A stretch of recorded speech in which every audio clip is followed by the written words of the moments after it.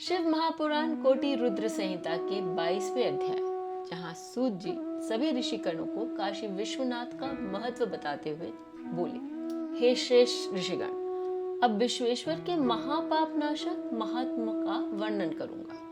आप लोग सुने। संसार में ये जो कुछ भी वस्तु मात्र दिखाई देता है वो चिदानंद स्वरूप निराकार एवं सनातन है। अपने केवल्य भाव में ही रमने वाले उस अद्वितीय परमेश्वर को दूसरा रूप होने की इच्छा हुई। वही सगुण हो गया जो शिव नाम से कहा जाता है। वे ही स्त्री तथा पुरुष के भेद से दो रूप हो गए। उनमें जो पुरुष था वो शिव कहा गया और जो स्त्री थी वो शक्ति कही गई। उन दोनों शिव शक्ति के द्वारा स्वभाव से प्रकृति तथा पुरुष भी निर्मित हुए।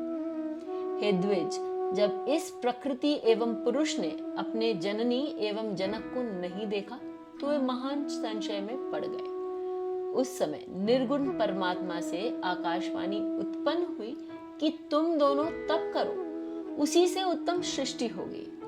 प्रकृति पुरुष बोले, हे प्रभु, हे शिव, तप का कोई स्थान नहीं है, फिर हम दोनों आपकी आज्ञा से कहां स्थित होकर तप करें।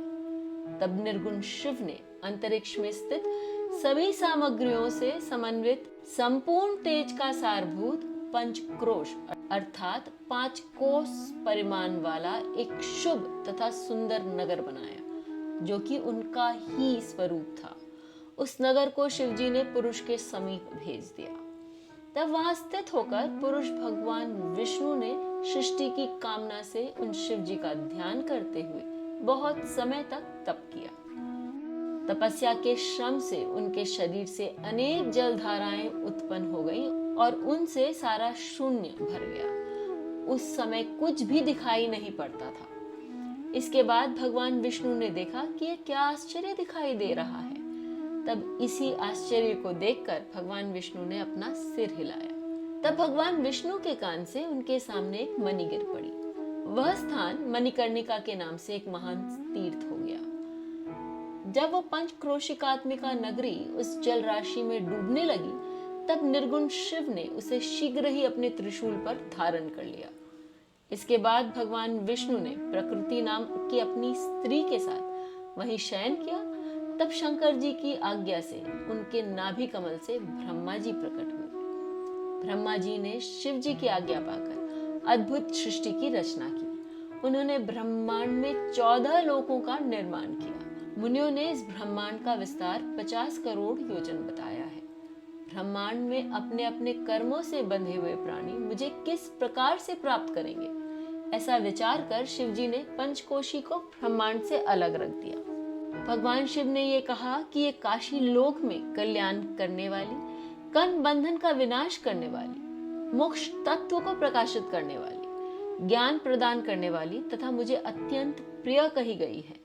परमात्मा शिव ने अभिमुख नामक लिंग को स्वयं स्थापित किया और उससे कहा, हे मेरे अंश स्वरूप, तुम्हें मेरे इस क्षेत्र का कभी त्याग नहीं करना चाहिए। ऐसा कहकर स्वयं सदाशिव ने उस काशी को अपने त्रिशूल से उतारकर मृत्यु लोक में स्थापित कर दिया। ब्रह्मा जी का एक दिन पूरा होने पर भी उस काशी का नाश निश्चित ही नहीं होता। हे मुनियों, उस समय शिवजी उसे अपने त्रिशूल पर धारण करते हैं। हे द्विजो, ब्रह्मा द्वारा पुनः सृष्टि किए जाने पर वे काशी को स्थापित कर देते हैं। सभी प्रकार से कर्म बंधनों को नष्ट करने के कारण इसे काशी कहा जाता है। अभिमुक्तेश्वर नामक लिंग काशी में सर्वदा स्थित रहता है। यह मां पातकियों को भी मुक्ति प्रदान करता है।